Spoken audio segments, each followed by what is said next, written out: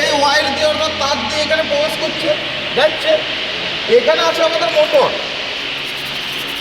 ওই মোটরটা একটু পরিষ্কার করে নেবো। 1 HP মোটর আছে, ঠিক আছে, 1 হর্স পাওয়ারের। 1 হর্স পাওয়ারের মোটর, মানে এই লেদ মেশিনটাকে চালানোর জন্য আমাদের 1 হর্স পাওয়ারের মোটরের প্রয়োজনীয়তা রয়েছে, ঠিক আছে। এবার এই মোটর কিসের সঙ্গে কানেক্ট আছে দেখব। কানেক্ট আছে আমাদের পুলির সঙ্গে। এবারে পুলিটা কার সঙ্গে কানেক্ট আছে? এই শ্যাফটের সঙ্গে।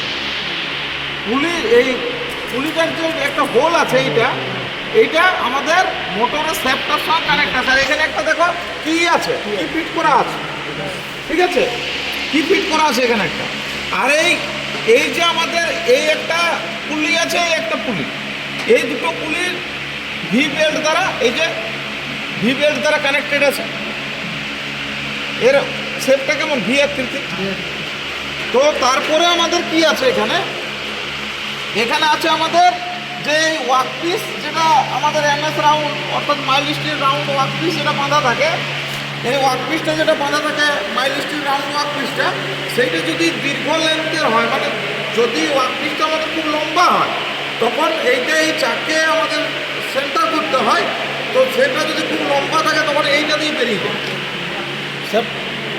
এই হোলটা দিয়ে আমাদের ওয়ার্কপিসটা বেরিয়ে যায়। এখান দিয়ে দেখতে পাবে যে ভিতরে ওয়ার্কপিসটা দেখা যাচ্ছে। যদি লম্বা হয় তাহলে এটা দিয়ে বেরিয়ে যায়। আচ্ছা, এবারে এগুলোকে বলে গিয়ার, এগুলোকে বলে গিয়ার।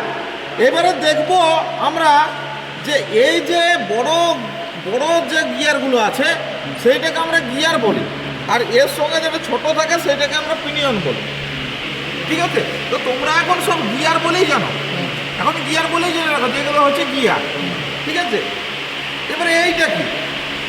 এটা হচ্ছে আমাদের যে হেড স্ট্রোকের যে গিয়ার ফাংশনগুলো যে কাজ করে ভেতরে, প্রত্যেকটা যন্ত্রের তো ভিতর গিয়ার ফাংশন যে কাজ করে তার মেকানিজমটা থাকে, ইঞ্জিনটা, এটাকে হেড স্ট্রোক বলা হয়। এর ভিতরে যে এর গিয়ারের ঘুরছে গিয়ারগুলো, তার যে ফাংশনটা করে থাকে, সেই ফাংশনটা যখন হয় তখন গিয়ারের একটা চাকতির উপর আরেকটা চাপলে কি হয়, বেশিক্ষণ যাবৎ মেশিনটা যদি চলে তাহলে গরম হয়, এবং এই ঘাটগুলোতে স্পর্শ করে করে ঘুরে, তাহলে ঘর্ষণ হয়, ঘর্ষণের ফলে গরম হয়, তার ফলে ক্ষয়ও হতে পারে। তার জন্য যাতে বেশি পরিমাণ গরম বা ক্ষয় যাতে বেশি না হয়, তার জন্য লুব্রিকেশন সিস্টেম ভিতরে করা হয়। তার জন্য আমাদের অয়েল ব্যবহার করা হয়, ইঞ্জিন অয়েল। তো সেই অয়েলটা এখান দিয়ে ঢালা হয়, সেই অয়েলটা এখানে দেখো, এখান দিয়ে অয়েলটা ঢালা হয়, ঠিক আছে। এবার এইদিকে আমরা ঘুরে আসবো। এইটাকে বলা হয় ক্লাচ বলা হয়, ঠিক আছে। এইটা এখন নিউট্রাল আছে, একদিকে এদিকে দুদিকে ঘুরালে, একটা হচ্ছে ফরওয়ার্ড, একটা হচ্ছে রিভার্স। এদিকে ঘুরালে ফরওয়ার্ড, ওদিকে রিভার্স। এটা ক্লাচটাকে ঘুরালে তখন চাকটা ঘুরতে শুরু করবে। এবার হচ্ছে এইগুলো, এই তিনটে, এইটা দেখো নিউট্রাল পজিশন, এটা ফরওয়ার্ড, এটা রিভার্স, ঠিক আছে। এবারে এবিসিডি এই যে দেখতে পাচ্ছ ABCD আছে, আর EF আছে। তাহলে আমাদের এটা কি করে, চাকটাকে আমরা কত স্পিডে ঘোরাবো, কত RPM রিভলিউশন পার মিনিট, কত স্পিডে 1 মিনিটে কত পাক ঘুরবে, সেইটা এইখান থেকে এই লিভারগুলোর সাহায্যে চেঞ্জ করে করে করতে হয়। যেমন যদি এইটা যদি E পজিশনে থাকে আর এইটা যদি A পজিশনে থাকে, তাহলে মিনিটে কত পাক ঘুরবে এই চাকটা? 85। ই যদি F এ থাকে আর ই যদি B এ থাকে তাহলে কত ঘুরবে? 50। ই যদি E এ থাকে আর ই যদি C এ থাকে, ঠিক আছে, এটা যদি C এ থাকে তাহলে 140।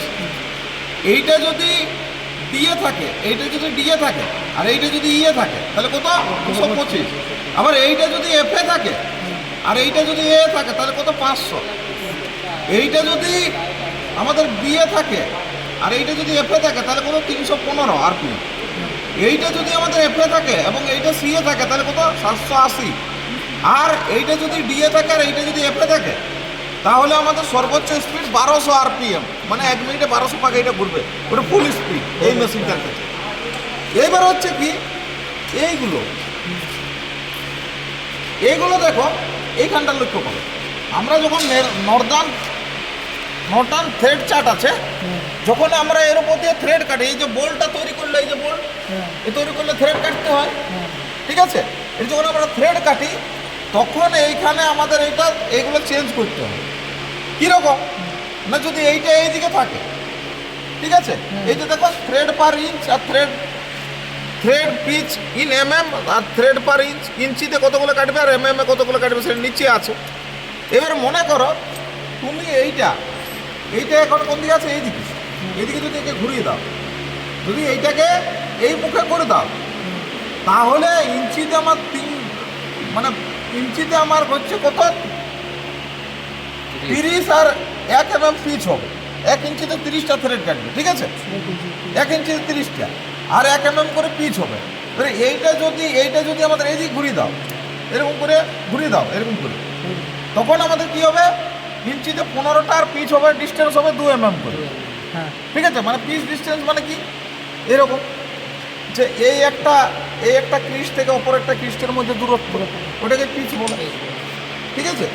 এইবার দেখো, এবার এটা বুঝো এটা কীভাবে করা হয়। এটাই দিয়ে করলাম, এটা এখানে ঘোরালাম, এরকম করলাম, একই রকম। এবার মনে করো তুমি 15টা ইঞ্চিতে কাটবে আর 2 mm পিচ রাখবে, তখন এইটা কত আছে, একে, তখন এইটাকে একে করতে হবে, একে এখানে, তখন এইটাকে এইভাবে ট্রেনে বাড়ি করতে হবে, আর এটাকে এদিকে নিয়ে গিয়ে তোমার হচ্ছে